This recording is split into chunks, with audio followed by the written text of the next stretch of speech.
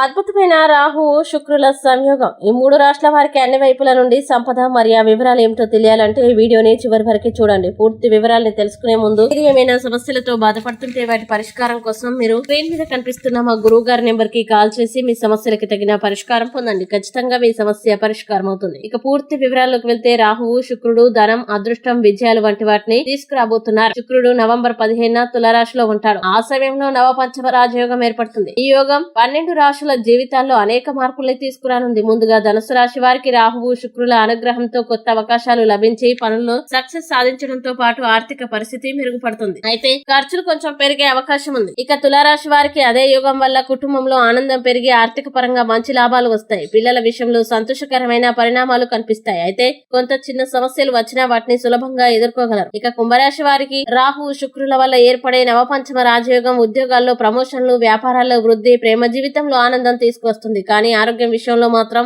జాగ్రత్త అవసరం. ఈ వీడియో మీకు నచ్చినట్లయితే లైక్ చేయండి, షేర్ చేయండి. ఇలాంటి మరిన్ని వీడియోల కోసం మా ఛానల్ ఇప్పుడే సబ్స్క్రైబ్ చేయండి.